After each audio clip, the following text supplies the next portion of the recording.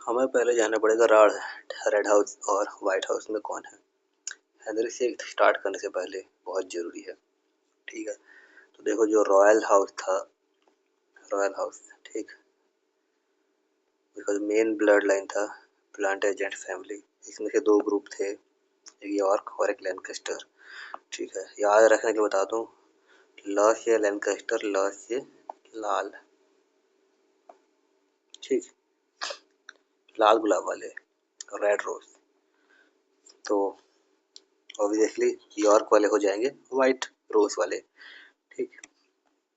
तो देखो वाइट में कौन कौन है बता रहा हूँ। वाइट पार्टी, वाइट रोज पार्टी, वाइट टीम कौन है बता रहा हूँ।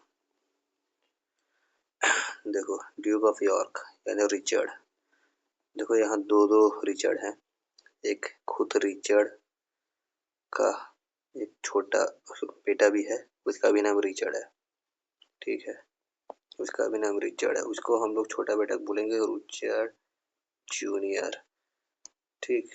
और ये जो रिचर्ड है इसको बोलेंगे रिचर्ड सीनियर, ठीक है। आगे देखो ये वाइट टीम वाले, वाइट टीम में एक और है एडवर्ड, ये यॉर्क वाला एडवर्ड है, यॉर्क एडवर्ड, ठीक। इसमें दो दो एडवर्ड है, ध्यान रखना, ये यॉर्क वाला एडवर्ड है। इसके बाद जो बताया था रिचर्ड जूनियर, ये भी है। और जो ये वारविक है ये है दोगलापन, दोगला आदमी, ये कभी रेड टीम की तरफ होता है कभी वाइट टीम की तरफ होता है, ठीक है। अब देखते हैं रेड टीम में कौन है। रेड टीम, ल से लैनकास्टर, ल से लाल, ठीक है। हेनरी सिक्स जो बच्चे फॉर्म में है, ठीक है, हेनरी सिक्स भी बच्चा फॉर्म में है, वही वो भी है। मार्गरेट जो क्वीन है यानी हेनरी की पत्नी, वो तो है। ये रहा बच्चा एडवर्ड जो लाल टीम की तरफ है, इसको हम बोलेंगे प्रिंस एडवर्ड, यह है हेनरी का बेटा, ठीक है, और मार्गरेट का बेटा, ठीक। और एक समर सेट करके है जो इतना काम का नहीं है, ठीक है। समझ गए कौन कौन है रेड टीम में और वाइट टीम में, ठीक। अभी हम हेनरी पार्ट 1 2 3 4, 4 तो नहीं है, 1 2 3 एक साथ देखेंगे, ठीक है। मैं खाली मेन बताऊंगा, ध्यान से देखते जाना। पहले को डिलीट कर देता हूँ कुछ कुछ को। देखो पार्ट 1 में जो मेन कैरेक्टर बता रहा हूँ ना, सभी में Henry six main character, Charles ये फ्रांस का किंग है, इसको डॉफिन भी बोलते हैं, ये एक है, काम करनी है, ये काम करनी है। ये Richard, Richard senior Duke of York, ये काम का है। टैलबॉट इंग्लिश कमांडर या इंग्लिश जनरल, ये भी काम का है। और बता रहा हूँ क्वीन मार्गरेट ये काम की है। कहाँ गया, एक और है ये वारविक, ये काम का है। और दो और बता रहा हूँ ना, इसमें दिया नहीं है।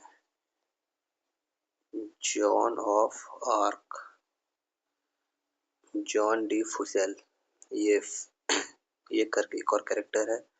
और एक है ह्यूफॉल्क, ये कैरेक्टर है, इसको याद रखना, ठीक, इन लोगों को याद रखना।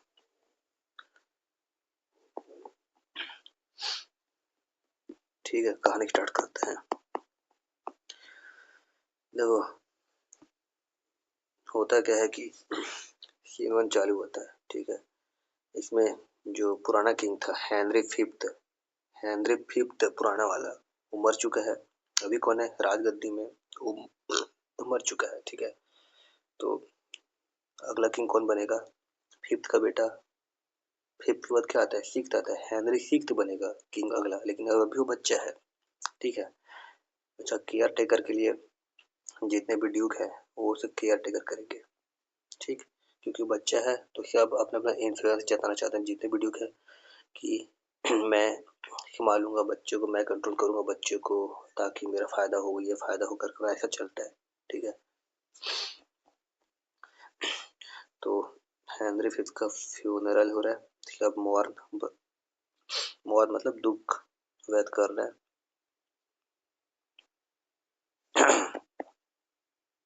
आगे देखते हैं, दुख की तरफ क्या होता है कि जो चार्ल था, ठीक है, फ्रांस का, वो ना, क्योंकि पुराना एपिसोड जो हेनरी फिफ्थ में कुछ कुछ फ्रेंच टेरिटरी हार गए थे इंग्लैंड के अगेंस्ट में, तो हम उसको कैसे वापस पा सकते हैं, ये डिस्कशन करता रहता है अपने जनरल के साथ।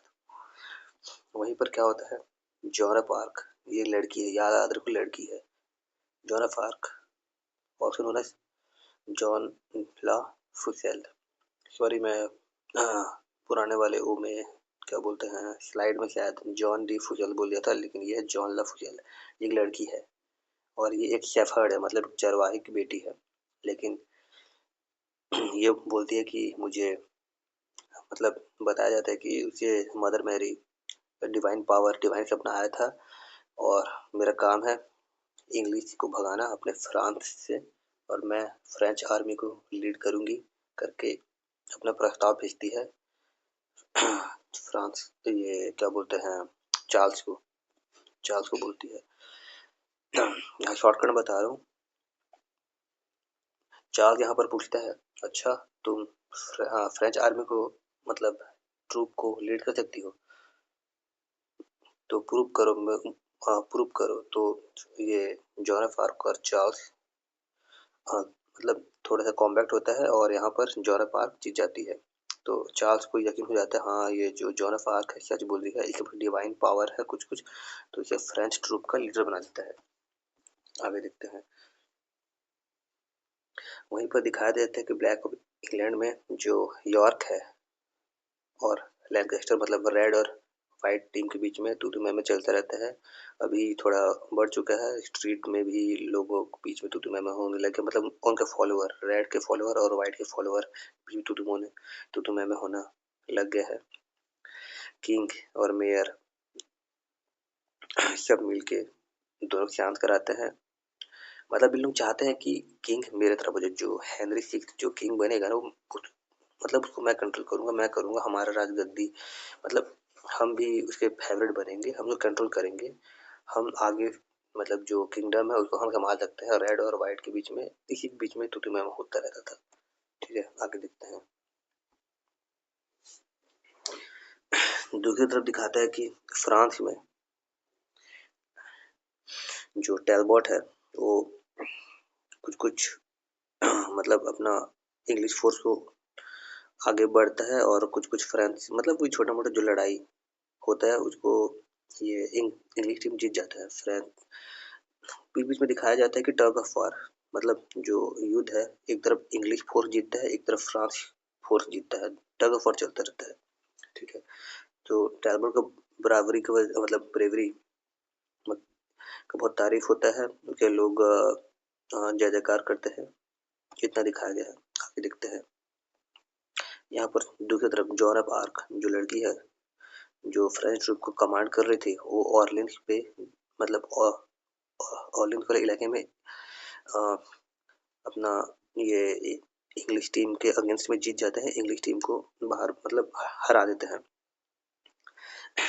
दूसरी तरफ देखा जाता है कि वही जॉन ऑफ आर्क टीम ने टैलबॉट को कैप्चर कर लिया गया है, बट टैलबॉट अपना सूझबूझ से डिप्लोमेटिक तरीके से कैसे भी करके वहां से बच के भाग जाता है, ठीक है। इतना याद रखिए। फिर आगे दिखाया जाता है इंग्लिश का, मतलब इंग्लैंड का सीन, वहां पर वही रेड और वाइट के बीच में तू मैं चलता रहता है, वही दिखाता है।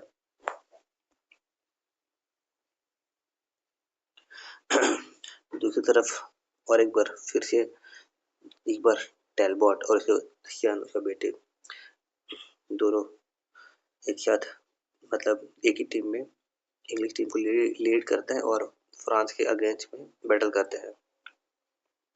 टैलबॉट यहाँ पर अपने बेटे का बहादुरी से काफी प्रसन्न खुश होता है।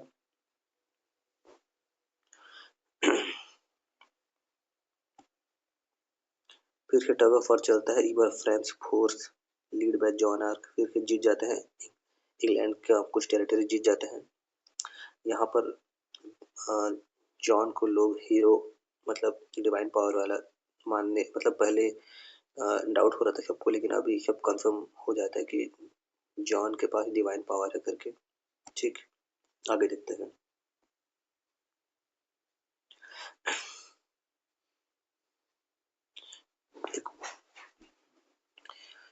इसी बीच एक और युद्ध में फ्रांस की टीम जीत जाती है और इंग्लिश को हार झेलना पड़ता है। यहाँ पर टैलबॉट और सेशन का देहांत हो जाता है, मतलब शहीद हो जाते हैं। यहाँ पर बीच में इमोशनल मोमेंट दिखाया गया था टैलबॉट और सेशन के बीच में। टैलबॉट अपने सन को बोलता है बेटे तुम चले जाओ, मैं संभाल लूंगा, लेकिन इसका जो बेटा है जिद करता है नहीं पापा मैं भी आपके साथ लड़ूंगा करके, और दोनों वीर गति में शहीद हो जाते हैं, मारे जाते हैं। अगला सीन देखते हैं।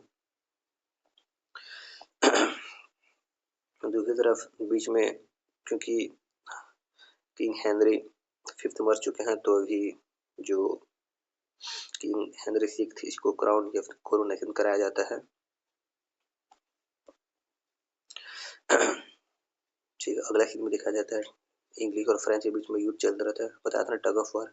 तो इसमें दिखाया जाता है कि एक बार इंग्लिश टीम हैवी हो जाता है, मतलब जीत काफ़ी आगे बढ़ जाता है, जीत जाता है और जॉन ऑफ आर्क को कैप्चर कर लिया जाता है और विच क्राफ्ट जादू टोना का एग्जाम लगाया जाता है, क्योंकि इंग्लिश टीम मानती है कि जॉन ऑफ आर्क एक लेडी है और इतने अच्छे से कैसे वो मतलब हमें हरा रही थी, जीत रही थी, एक लड़की कैसे कर सकती है, कि ये शायद पक्का कोई चुड़ैल जादू करनी है करके उसे एग्जाम लगाया जाता है और उसे मार दिया जाता है। ठीक है, यहाँ पर इंग्लिश फोर्स अब काफ़ी मजबूत हो चुकी रहती है, क्योंकि इन्होंने उनके जो जॉन ऑफ आर्क इनको हरा दिया रहता है करके। यहीं पर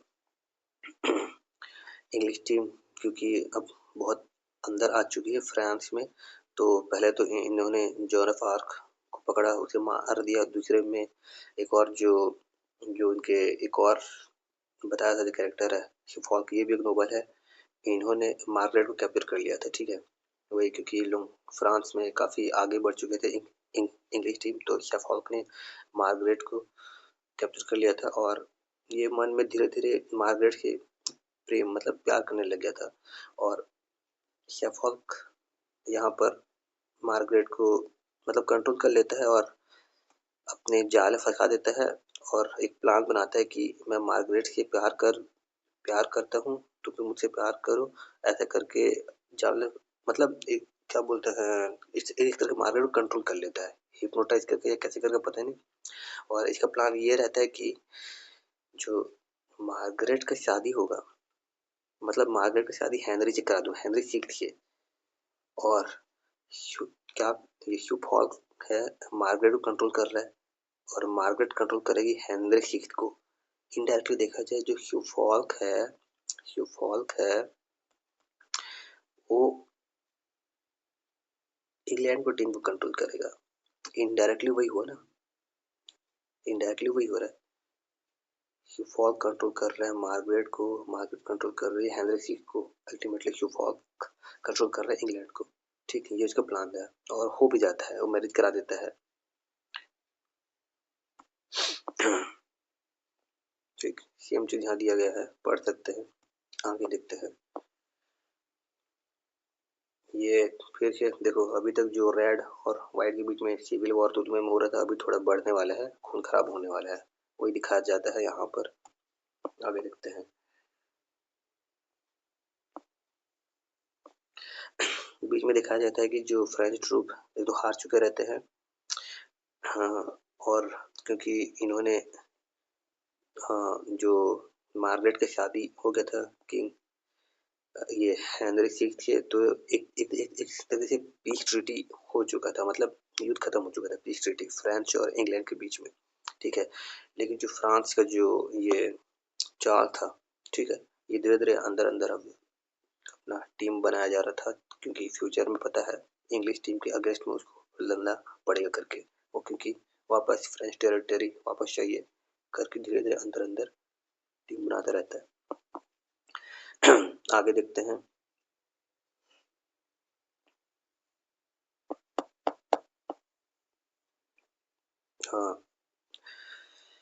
आगे देखते हैं कि ऑफिशियली मैरिज जो आता है मार्गरेट का हेनरी सिक्स से। ठीक है।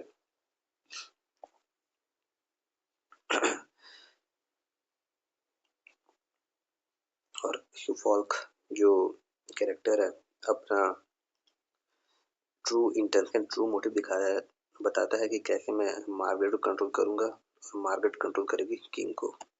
ठीक दिखाता है ये वाला सीन में। वहीं पर देखो होता क्या है कि मार्गरेट ऐसी क्वीन बन चुकी है, ठीक है, लेकिन जो एक ग्लस्टर की डचेस थी, अब क्या है इन लोग भी रॉयल फैमिली वाले हैं, इनको भी तो मन लग रहा है राजगद्दी किंग क्वीन बनने का। तो ये क्या करती है, एलेनोर, डचेस का नाम एलेनोर है, ये भी ना मतलब धीरे धीरे मतलब डिस्कशन करती रहती है, हमें भी पावर चाहिए, ये चाहिए। तो इसीलिए वो क्या करती है, जादू टोना का यूज करती है कि मैं फ्यूचर में क्वीन बन सकती हूँ, फ्यूचर में कैसे क्वीन बनूंगी, ऐसे करके ये प्लान करती रहती है। तो देखो यहाँ प्रॉब्लम क्या होता है, सुफॉल्क मेन क्या है, अब सुफॉल्क इसके बीच में कौन आ गया, डचेस। तो ये डचेस को एलेनोर को एलिमिनेट करना चाहता है सुफॉल्क अपना रास्ता से। ठीक है, आगे देखते हैं।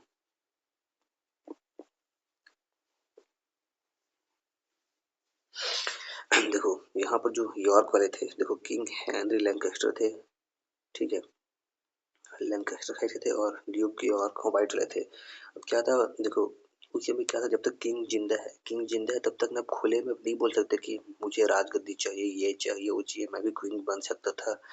ऐसा करोगे तो आपके ऊपर देशद्रोह का मुकदमा, ट्रेजन का मुकदमा, यानी आपको गद्दार माना जाएगा। ठीक है, तो डायरेक्टली नहीं बोल सकते, लेकिन अभी क्या हुआ, जो व्हाइट वाले हैं इन लोगों को भी अब रहा नहीं जा रहा है, इन्होंने ओपनली सीधा सीधा बोलने लग चुका कि हमें किंग को ओवरथ्रो करना पड़ेगा, डायरेक्टली बोलने लग गए। ठीक है, मतलब प्लान अभी उनका मेन प्लान बाहर आने वाला है।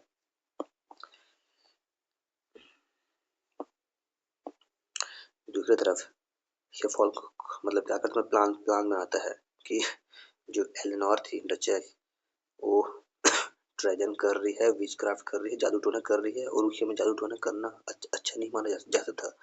तो शेफॉल्क मतलब क्या करता है, ऐसे गेम प्लान बनाता है कि एलेनोर पकड़ी जाती है, उसे अरेस्ट कर लिया जाता है। ग्लस्टर जो उनका हस्बैंड था उसे भी ह्यूमिलेट किया जाता है और कोर्ट पे क्रूर मुकदमा हो जाता है। उसके बाद ग्लस्टर को जेल भेज दिया जाता है और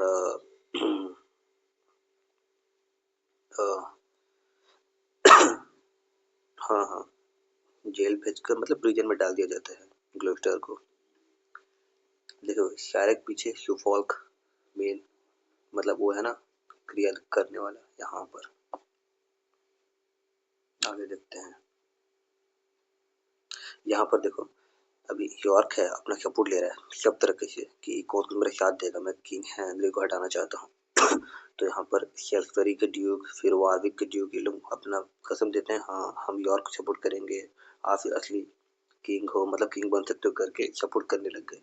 ठीक है, किंग हेनरी को भी धीरे धीरे शक होने लगा कि मेरे मतलब पहले तो मार्गरेट और सुफॉल्क इसके ऊपर शक होने लगा, फिर पता लगा कि वाइट टीम यॉर्क वाले भी अब अपना आर्मी बना रहे हैं, धोखा देने वाले हैं करके किंग हेनरी को धीरे धीरे शक होने लग रहा था। ठीक है, देखो अगला फिल्म दिखाया जाता है कि ग्लूस्टर जो वही जादू टोना के शक में जेल में बंद किया कर दिया रहता है, उसको कोई मर्डर कर देता है जेल के अंदर, लेकिन सब कुछ शक करते हैं ये पक्का सुफॉल्क है, यही पहले से मतलब दुश्मनी निकाल रहा था, यही हो सकता है, आज ये ग्लस्टर के साथ ऐसा किया है, कल हमारे साथ भी ऐसा करेगा। जो बाकी नोबल लोग हैं, लोग वही सोचे कि ये सुफॉल्क कुछ भी कर सकता है। तो सभी नोबल्स लोग इसके अगेंस्ट में हो गए, सुफॉल्क के अगेंस्ट हो गए और डिमांड था कि सुफॉल्क को यहाँ से भगाओ भगाओ, और फिर बैनिश कर दिया गया, देश से निकाल दिया गया। ठीक है, वहीं पर यॉर्क अपना आर्मी लेके सीधा, क्योंकि ये बहुत ताकतवर हो गए, देखो ये है लंदन, ठीक है, ये है यॉर्क, ऊपर में है, काफी दूर है दोनों के बीच में। तो ये यॉर्क इधर लंदन की तो और ये लोग रवाना होने लग गए आर्मी लेके। अब सीधा ओपन चैलेंज कर रहे हैं किंग को, ठीक। अगला सीन में दिखाया जाता है कि स्यूफॉल्क जिसको देख के निकाल दिया गया था, उसे पायरेट लोग एग्जीक्यूट मार देते हैं। क्यों? क्योंकि देखो पायरेट लोग भी वही रहते हैं एग्जाइल वाले, मतलब उनको भी भगा दिया गया रहता है। ये उसने देख के जब उनको पता चला कि स्यूफॉल्क एक नोबल आदमी है, तो जाहिर बात है बदला निकालेंगे। स्यूफॉल्क को मार दिए और उसका गला काट दिए थे। और डेड बॉडी को फेंक दिए थे। जब मार्गरेट को पता चला तो बहुत रोई, क्योंकि ये तो लवर थे ना दोनों, मार्गरेट और ये स्यूफॉल्क लवर थे, तो बहुत रोई और कसम खाई कि मैं रिवेंज लूंगी तुम्हारे मौत का, ठीक। चलो आगे देखते हैं। ये काम करनी है, ये भी काम करनी है। इसी बीच देखो, इसी बीच क्या होता है, यॉर्क कई लोग को मारते गए, कई ड्यूक लोग को मारते गए जो उनके अगेंस्ट में है, और अपना जो है आर्मी को स्ट्रॉन्ग करते गए, और अभी रेडी हो चुके हैं थ्रोन को, किंगडम को कब्जा करने के लिए।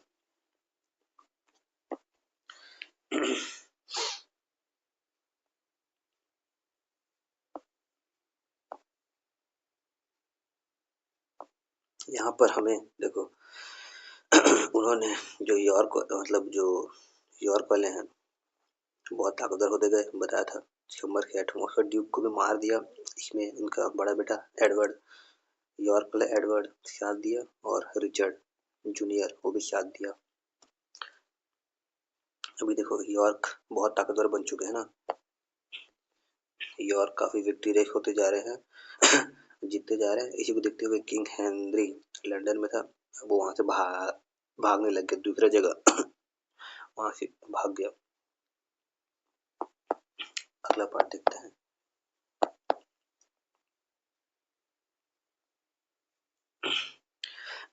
यहाँ पर पता चला कि किंग भाग चुका है, तो जो ड्यूक ऑफ यॉर्क है वो क्या बोलते हैं अपना विक्ट्री घोषित कर दिए, ठीक है, उन्होंने अपनी जीत डिक्लेयर कर दिया। फिर यहाँ पर यॉर्क सीधा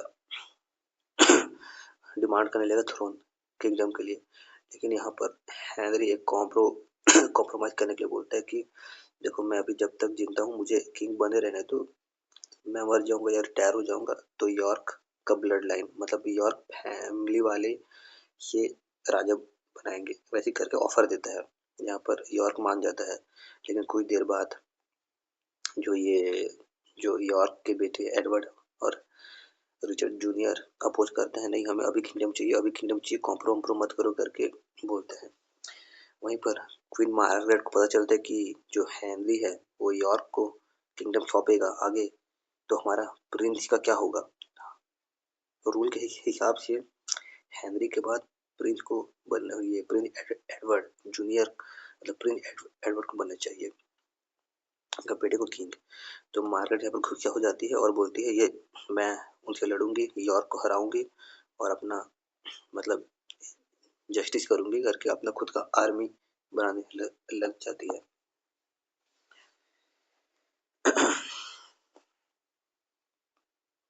फिर कुछ दिनों बाद मार्गरेट अपना आर्मी बना लेती है और यॉर्क को चैलेंज करती है। दोनों तरफ बहुत युद्ध होता है। यहाँ पर एक युद्ध में बैटल ऑफ वेकफील्ड में क्या होता है, जो बड़ा यॉर्क था, ड्यूक यॉर्क, उसको कैप्चर कर लेते हैं। ड्यूक यॉर्क यानी एडवर्ड और रिचर्ड के पापा, ठीक है, उसको मार्गरेट के फोर्सेस कैप्चर कर लेते हैं और टॉन्ट करते हैं, मतलब चिढ़ाते हैं, तुम राजा नहीं बन सकते, ये नहीं बन सकते, चिढ़ाते हैं और मजाक उड़ाते हैं और आखिरी में मार देते हैं। ड्यूक यॉर्क को मार देते हैं और गला काट के गेट पर लटका देते हैं। ये डेथ में पढ़ोगे तभी आपको पता चलेगा, मैं आपको शॉर्टकट बता दे रहा हूँ। मार के यॉर्क को मार के तो गला काट के गेट पे लटका देते हैं। कुछ दिनों बाद मतलब कुछ देर बाद एडवर्ड और रिचर्ड को पता चलता है कि उनके पिताजी यॉर्क का डेथ हो चुका है, और कसम खाता है कि हम रिवेंज लेंगे, बदला लेंगे।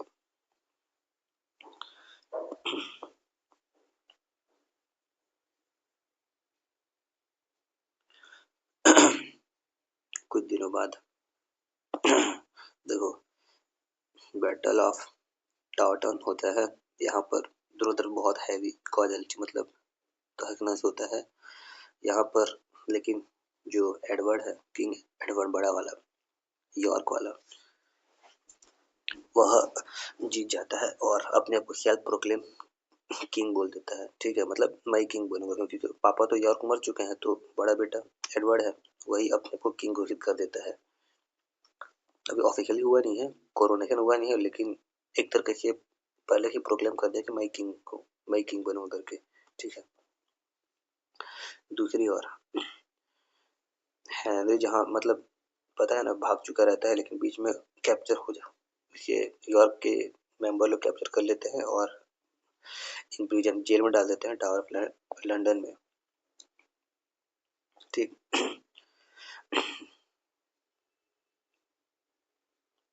यहाँ पर वारविक दोगलापन है, ये बीच में फंस जाता है कि यॉर्क सपोर्ट करूं या लैंकेस्टर मतलब व्हाइट टीम को सपोर्ट करूं या रेड टीम को सपोर्ट करूं करके।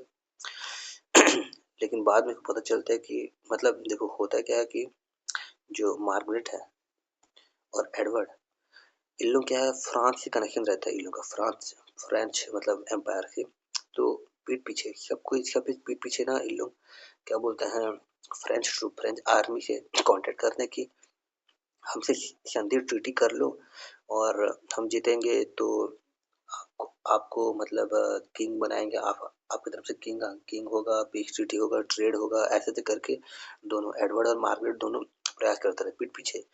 तो वहीं पर वारविक बहुत कंफ्यूजन होता है किसको सपोर्ट करो, लेकिन आखिरी में वो दोगलापन दिखाता है।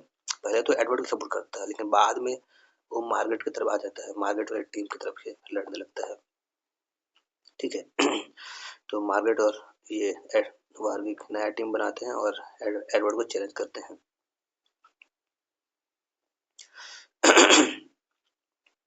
वहीं पर वारविक की टीम काफी स्ट्रांग होता है युद्ध में और एडवर्ड को यहाँ पर हारना पड़ता है और उसे कैप्चर बंदी बना लिया जाता है। बंदी क्यों बनाते हैं, क्योंकि देखो जो हेनरी सिक्स था उसको बंदी बनाए थे, तो नेगोशिएट करेंगे, हमने एडवर्ड को पकड़ लिया है, हेनरी सिक्स को छोड़ दो करके आगे नेगोशिएट करते हैं। ठीक है, तो वही हुआ, हेनरी सिक्स को वापस थ्रोन कर रिस्टोर मतलब राजा बना दिया गया। ठीक, लेकिन क्या होता है कुछ दिनों बाद जो रिचर्ड जूनियर था, ठीक है, अपना भाई एडवर्ड जो जेल में बंद है उसको बचा लेता है। ठीक है, बचा लेता है।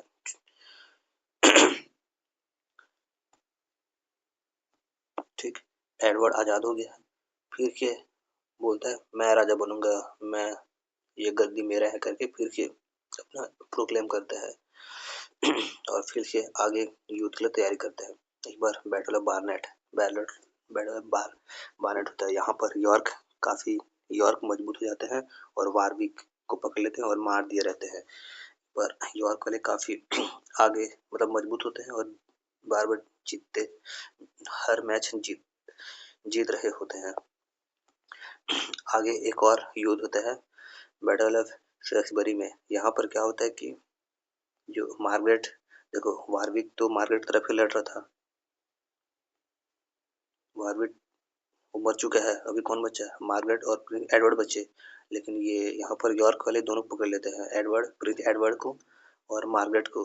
यहाँ पर क्या होता है, जो बड़ा वाला एडवर्ड है वो प्रिंस एडवर्ड छोटा वाले को मार देता है और रिचर्ड वो भी छोटा वाला एडवर्ड को मार देता है। इसको मार्गरेट देखकर बहुत रोती है और बोलती है मुझे भी मार दो, मैं क्या करूंगी जिंदा रह रह कर। लेकिन यॉर्क वाले नहीं मारते हैं, मार्गरेट को पिंजरे में बंद कर देते हैं जेल में। ठीक, प्रिंस एडवर्ड खत्म। ठीक, मार्गरेट जेल में है, कुछ नहीं कर सकती, अब बचा हेनरी सिक्स। तो क्या करता है रिचर्ड, ठीक है, कैद कर लेते हैं हेनरी सिक्स को और टावर ऑफ लंदन में मार देता है, मर्डर कर देता है। ठीक, अब देखो कोई नहीं बचा, ठीक, रास्ता साफ। अब एडवर्ड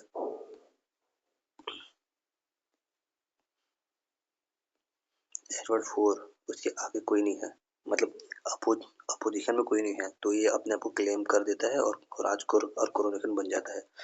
लेकिन यहाँ पर क्या दिखाता है हमें, एंड में दिखाया जाता है जो इसका एडवर्ड का छोटा भाई है ना, एडवर्ड का छोटा भाई रिचर्ड जूनियर, ये अंदर अंदर गेम खेलता रहता है, क्योंकि देखो होता क्या, जो ड्यूक यॉर्क था, इसका बेटा, बड़ा बेटा एडवर्ड, ठीक है, दूसरा बेटा था जॉर्ज, बताऊंगा आगे, तीसरा बेटा था रिचर्ड।